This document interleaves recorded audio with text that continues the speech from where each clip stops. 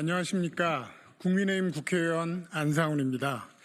오늘은 국민의힘 전 대표이시고 이번에 당 경선에 출마하시는 한동훈 대표님의 정책 비전 1탄을 발표하기 위해서 이 자리를 마련했습니다. 발표는 한 대표께서 직접 해주시겠습니다. 모시겠습니다.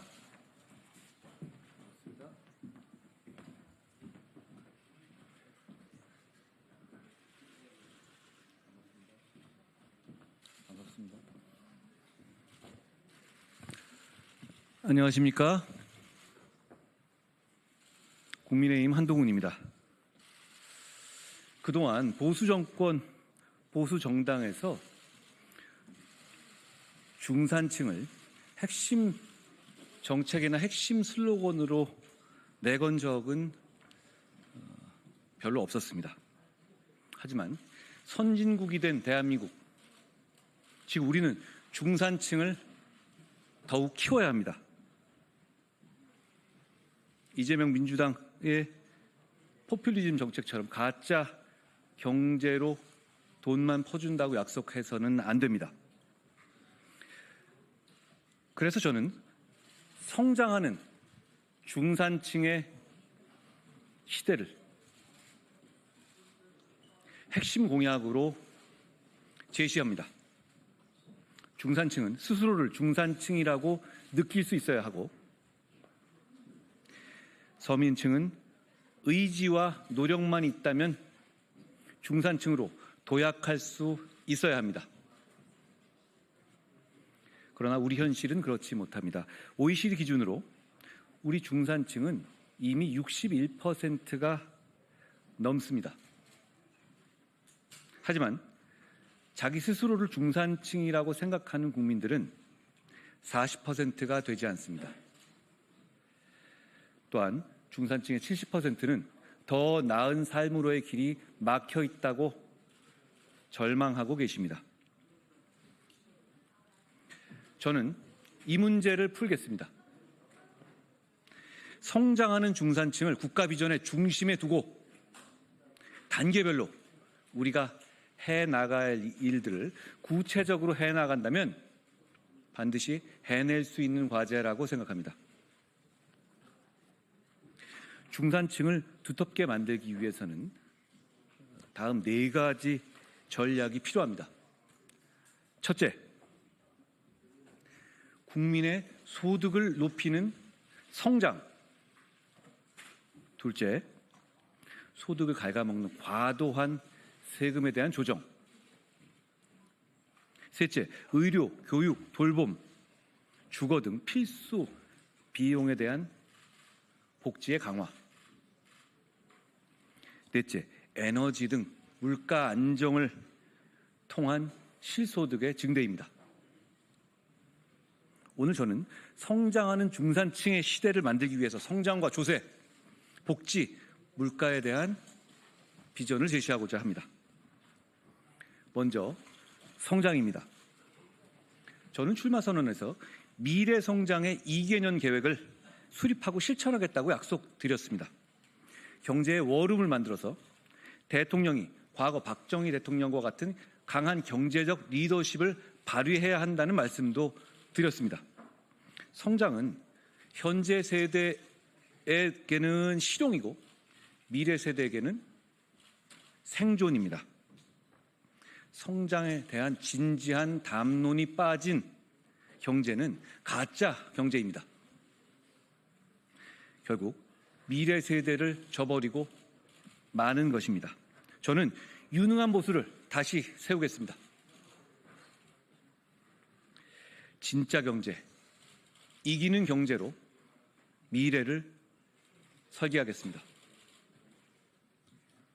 저의 미래 성장 비전은 347입니다. AI G3, 국민소득 4만 달러, 중산층 70%가 그 목표입니다.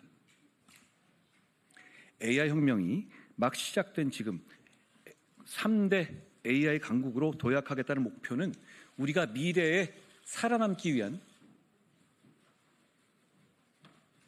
필요 조건입니다. 이를 위해서 저는 AI 인프라에 150조 원, 생태계 조성까지 포함해서 총 200조의 투자를 제안합니다. AX, 즉 AI 트랜스포메이션이 핵심이고 혁신 생태계를 만들겠다는 것입니다. 미국의 AI 공동 투자 프로젝트인 스타게이트에는 약 800조 원이 투입됩니다. 일론 머스크의 테슬라가 보유한 GPU는 약 20만 개이고요. 이것만 해도 7조 원 규모입니다.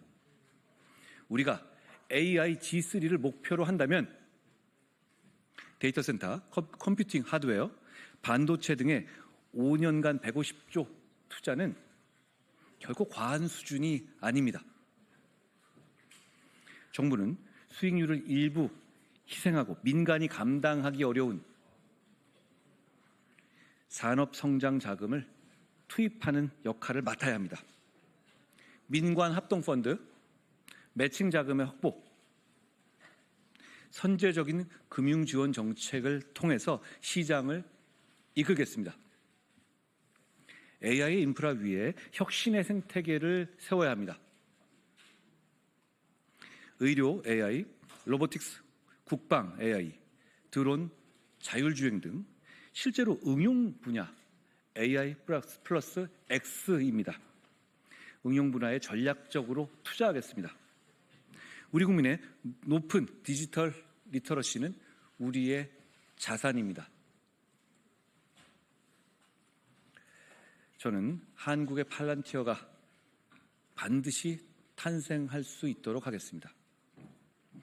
AI의 인재 양성도 대단히 중요합니다. AX를 통한 성장은 일자리로 이어지고 결국 미래 세대 소득으로 직결될 겁니다. 초중고부터 대학 교육까지 교육 과정을 AI 산업에 걸맞게 발전시켜서 AI의 전문 인재 1만 명을 양성하겠습니다. 아울러 이 모든 정책을 실현하고 뒷받침할 국가 차원의 산업 전략 조직 가칭 미래 전략부를 신설하겠습니다. 가장 중요한 건 AI 3강 실현이 국민의 삶과 단절되지 않게 하는 것입니다. 기업만 배불리지 않는 것입니다. AI가 일자리를 창출하고 교육, 돌봄, 보육에 기여하게 하겠습니다. 결국 AI 분야에 대한 정부의 집중적인 지원으로 관련 기업의 수익을 극대화시키고 결국 법인세 증가로 이어지게 될 것이고 법인세를 복지로 국민들께 돌려드리는 정책을 추진할 것입니다. 결국 복지와 성장과 복지는 선순환하게 될 것입니다. 국민 소득 4만 달러가 되어도 세금이 과하다고 느끼면 삶은 여전히 팍팍할 수밖에 없겠죠. 기업의 활력을 되살리기 위한 법인세 조정도 필요하지만 성장하는 중산층 시대를 실현하기 위해서는 열심히 일하는 국민의 근로소득세 부담을 낮춰드려야 합니다. 열심히 일하는 국민들께 국가가 열심히 일하는 국민들을 위해서 배려하고 신경 쓴다는 메시지를 드려야 합니다. 그것이 근로소득세 부담의 완화로 이어져야 합니다. 부모 입장에서 아이를 낳고 키우는 것이 덜 힘들도록 그러기 위해서 부양가족 인적공제의 기본공제를 확대하겠습니다. 세금공제는 가장 효과적인 복지 제도입니다만 우리나라의 인적공제 수준은 세계적으로 봐도 낮은 수준입니다. 기본공제를 현행 150만 원에서 200만 원으로 늘리고 자녀 기본공제는 첫째의 경우에 250만 원, 둘째 300만 원, 셋째 이상은 400만 원으로 확대하겠습니다. 더불어 육아휴직자에 대한 법인세 세액 공제를 신설해서 가족 친화적인 조세 제도를 만들어 가겠습니다. 상속세는 현재처럼 유산 전체가 아니라 개인별 수령 기준으로 즉 유산 취득세 개념으로 전환해서 국민의 부담을 덜겠습니다. 원래 상속세는 중산층이 내는 세금은 아니었습니다. 상속세를 정상화하겠습니다. 배우자 상속은 전면 면제가 맞습니다. 자녀 공제를 확대하고 과표가 낮은 구간에는 세율을 더 인하해서 대부분의 국민의 세 부담을 실질적으로 줄이겠습니다. 예를 들어서 현행 과표 1억 이하의 10%, 세율을 5억 이하의 5%, 10억 이하는 15% 등으로 조정하겠습니다. 또한 혼인이나 출산을 돕기 위해서 부모가 증여하는 경우에는 해당 금액을 증여 총액에서 제외해서 미래 세대가 더 쉽게 자립하고 결혼 출산의 결정을 내릴 수 있도록 하겠습니다. 여러분, 대한민국이 성장하려는 이유는 너와 나, 우리 모두가 행복한 나라를 만들기 위해서입니다. 그동안 보수가 진심을 보이지 못했던 복지국가, 이 한동훈이 적극적으로 추진하려고 합니다. 복지를 확대한 만큼 국민의 실익은 증가하게 될 겁니다. 그러나 저는 민주당식 복지 포퓰리즘, 미래 세대의 빚으로 현재 세대에게 빚잔치를 하는 가짜 정책은 하지 않겠습니다. 복지국가가 지속 가능하려면 성장과 복지의 선순환이 필요합니다. 기본소득 같은 현금 복지보다는 일자리 창출을 통해서 성장을 돕도록 서비스 복지부터 먼저 챙기겠습니다. 또한 단순히 약자 복지의 틀을 넘어서서 국민 모두가 자신에 걸맞는 맞춤형 복지를 누릴 수 있어야 합니다. 이는 그 자체로 중산층을 지원하고 두텁게 하는 길이기도 합니다. 먼저 한평생 복지계좌를 도입하겠습니다. 영유아부터 청년, 중장년, 노년에 이르기까지 생애 주기별 맞춤형 복지 혜택을 보장하고 수요자인 국민 스스로 관리할 수 있게 하겠습니다. 계좌 내에 현금 계정뿐 아니라 개인별 돌봄 서비스 계정도 마련할 예정입니다. 또한 복지 프로그램에 처져 있는 칸막이를 제거하고 바우처의 유효 기간도 연장하고자 합니다. 이를 통해서 모든 국민이 자녀 돌봄, 교육, 가족 간병 등 도움이 정말 필요한 순간에 필요한 만큼 알아서 조정해서 쓸 수 있도록 통합 조정하겠습니다. 역대 정부가 해내지 못했던 수요자 중심의 이러한 복지의 구조 조정, 부총리급 사회보장부를 두고 예산의 조정권을 부여해서 적극적으로 실천하겠습니다. 두 번째는 늘봄 학교의 시즌2입니다.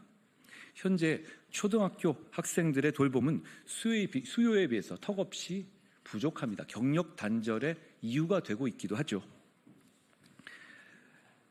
윤석열 정부의 성과 중에서 수요자의 만족도가 높은 늘봄 학교를 시즌2로 업그레이드 하겠습니다. 방과 후의 돌봄과 교육을 모든 아이가 이용할 수 있게 하고 더 이상 아이들이 학원을 전전하지 않도록 해서 사교육비 부담도 덜어드리겠습니다.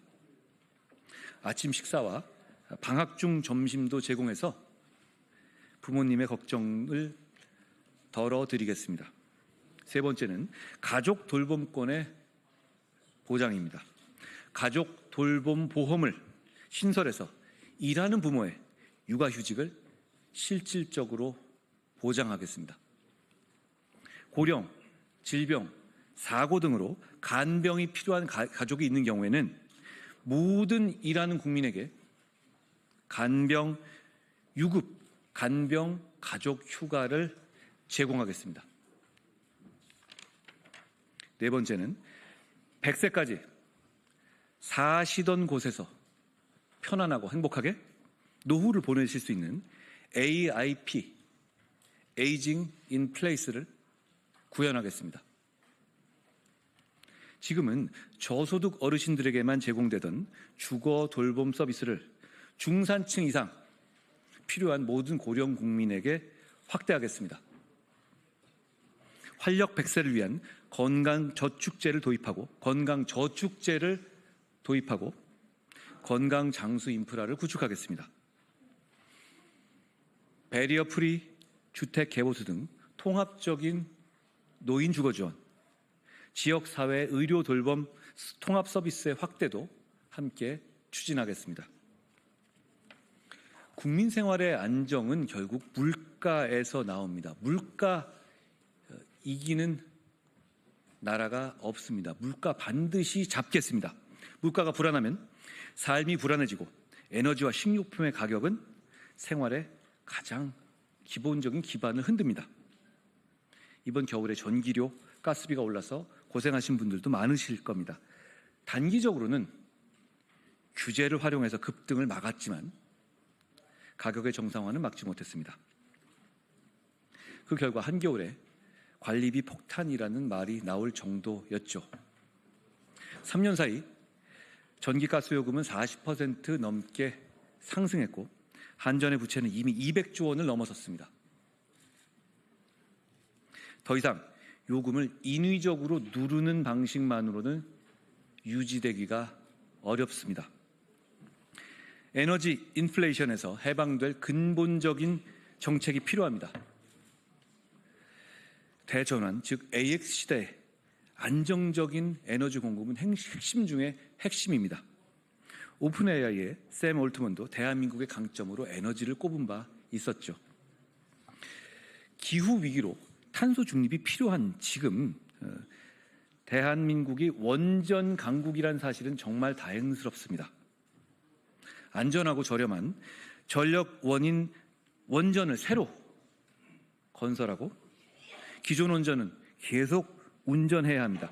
현실적이고 합리적인 에너지 믹스를 구축하되 안전성을 최우선으로 해서 원전 생태계를 더욱더 발전시키겠습니다. 전력의 생산만 잘한다고 끝이 아닙니다. 전기를 필요한 곳까지 보내는 인프라도 중요합니다. 송배전망 구축 등 에너지 인프라에 2038년까지 최소 100조 원 이상이 필요합니다. 전력 산업 기반 기금을 활용하고 효과가 불확실한 에너지 보조금을 삭감해서 전기요금을 낮출 수 있는 재원으로 활용하겠습니다. 농산물 가격도 마찬가지입니다. 기후위기로 농산물 생산이 점점 예측 불가능해지고 있죠. 금사가 금배출한 말이 나올 정도로 농민들의 삶이 어렵고 소비하는 소비자들 입장에서도 불안하고 버겁습니다. 지금까지는 수입 확대라는 미봉책에 이 해결책에게 그치고 있습니다만 게다가 농지의 활용도 구조적으로 너무 제약이 많이 있습니다. 저는